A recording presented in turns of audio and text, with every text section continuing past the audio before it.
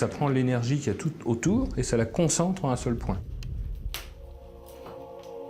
Donc on peut dire qu'on a rectifié la matière ici et qu'à l'intérieur, la partie la plus rectifiée, c'est celle qui fera plus résistance au passage de la lumière. Ça sera donc le cristal qui sera à l'intérieur. C'est le Christos, et le Christos, c'est le cristal. Et bien sûr, il est sous l'égide d'une étoile, et cette étoile a 5 branches, qu'on finira par trouver. Le berceau qui est ici, l'enfant naîtra à l'intérieur. Et on n'aura plus qu'à recueillir cet enfant qui sera capable de nous éclairer. En visitant quelques églises parisiennes, comme Saint-Étienne-du-Mont et Saint-Gervais-Saint-Protais, nous avons pu retrouver de nombreux aspects de la démarche alchimique.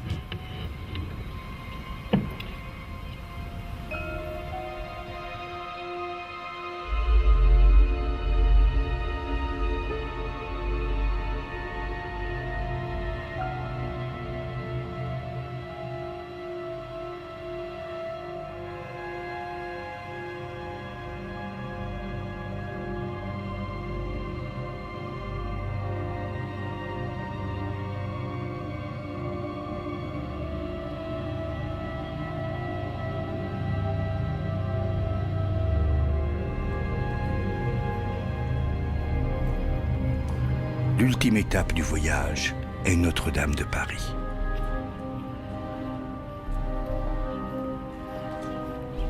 On dit que sur la cathédrale serait inscrite une synthèse de la philosophie et de la pratique du grand œuvre. Les alchimistes se retrouvaient d'abord sur le côté nord de la cathédrale, devant la porte rouge.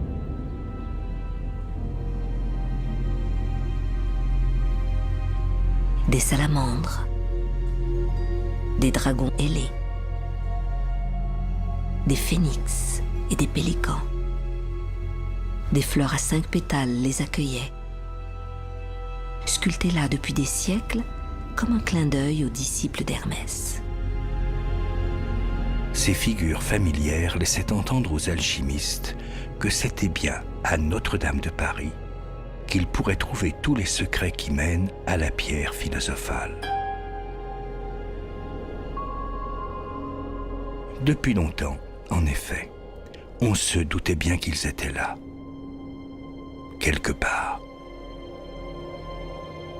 En 1640 déjà, un alchimiste au nom prédestiné, Esprit Gobineau de Montluisan, avait esquissé une approche hermétique du porche central.